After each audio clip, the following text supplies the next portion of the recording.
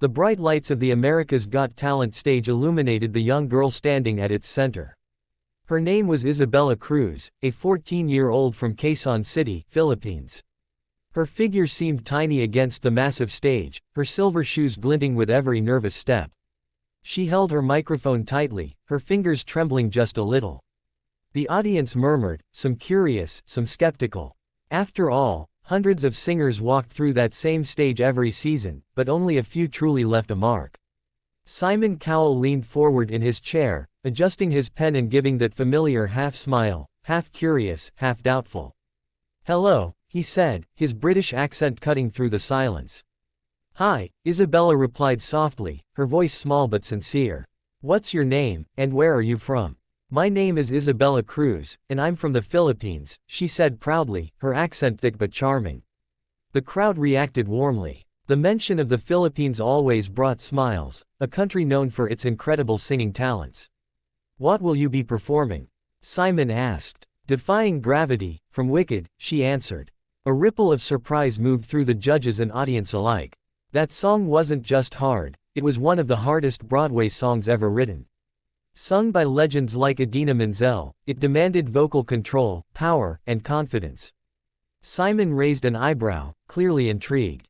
"That's a big song for someone your age," he said, leaning back with folded arms. Isabella smiled shyly. "Yes, sir," she said. "But I believe dreams have no limits." The piano began. A soft, haunting melody filled the air, and the audience grew quiet. Isabella closed her eyes, took a deep breath, and sang the first note. It was delicate, almost whisper-like, but beautifully controlled.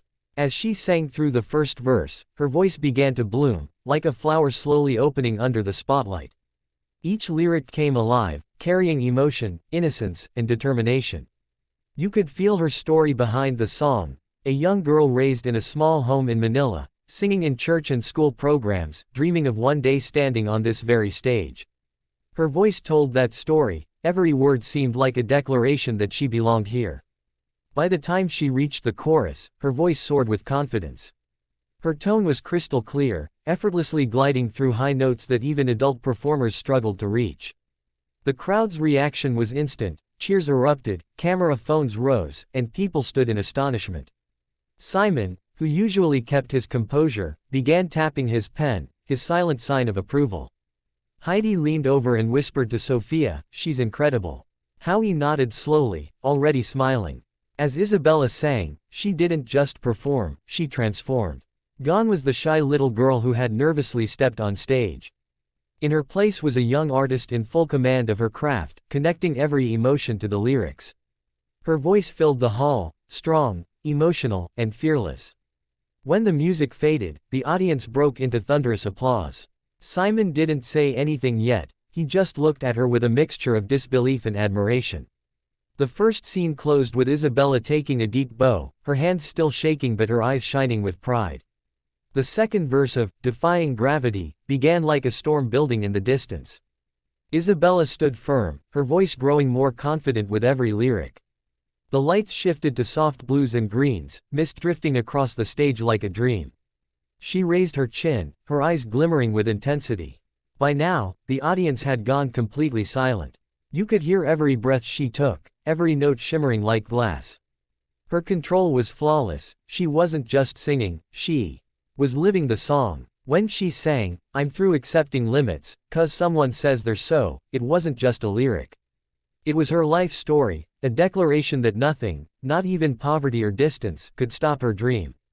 The crowd was hypnotized. Some people were crying, others clutching their hearts. Even the judges had stopped writing notes or whispering. All eyes were fixed on the little Filipina girl who had turned the AGT stage into a Broadway theater. Then came the high note, the moment every singer fears and every audience waits for. Isabella took a deep breath, lifted her arm dramatically, and hit the note perfectly. It rang out through the entire auditorium, clear and piercing, carrying emotion, power, and raw beauty. The audience gasped. Some people literally screamed. Heidi stood up, hand over her heart. Howie looked at Simon, whispering, "This is unreal." And for once, Simon Cowell, the man who'd heard thousands of singers, looked completely stunned. Isabella's voice climbed higher and higher until the music reached its peak. The final line, and nobody in all of Oz, no wizard that there is or was, is ever gonna bring me down. Echoed like lightning. Then, silence. A full second of complete, breathless silence. And then, the explosion, the loudest standing ovation of the season. The entire crowd rose to their feet, screaming, clapping, shouting her name. Confetti cannons fired prematurely from the audience pit as people waved flags and banners. Simon finally stood up, still clapping. He said nothing for a few seconds, just staring at her. Then, with that rare genuine smile, he said, "That was one of the most powerful performances I have ever seen. Not just for your age, for any age." Isabella broke into tears. Heidi leaned forward, calling out, "You didn't just sing that song, you became that song." Howie nodded, adding, "You're not defying gravity, you're rewriting it." Sophia added softly, "You made everyone here believe in dreams again." It wasn't just a good performance, it was a moment. A star had just been born before the world's eyes. The crowd was still cheering, chanting, "Golden Buzzer! Golden Buzzer!" As Isabella stood frozen on stage, tears streaming down her face. She couldn't believe what she had just done. Her hands trembled as she tried to hold the microphone steady. Simon looked at her for a long time. The golden buzzer button glowed in front of him, and the entire room seemed to hold its breath. "You know," he began, "every season we see good singers. But once in a while, someone comes along and reminds us why this show exists. You did that tonight." He reached forward, and with a firm push, he hit the golden buzzer. The theater erupted into chaos. Golden confetti burst from the ceiling, raining down in shimmering waves. Isabella gasped, covering her mouth in disbelief. Her parents, who had been watching from backstage, ran onto the stage, hugging her tightly. The entire audience screamed her name as golden light bathed the stage in magic. Simon walked up to her as confetti swirled around them. "You've just made the Philippines proud," he said, smiling. "You didn't just sing, you inspired." Tears poured down Isabella's face as she whispered, thank you so much." The other judges joined in the hug. Heidi said, "You have no idea how special you are," and Sophia added, "You are going to go so far, sweetheart." The moment felt timeless, the perfect mix of hope, talent, and destiny. The host, Terry Crews, ran up and shouted over the roaring crowd, "This young girl from the Philippines just defied gravity."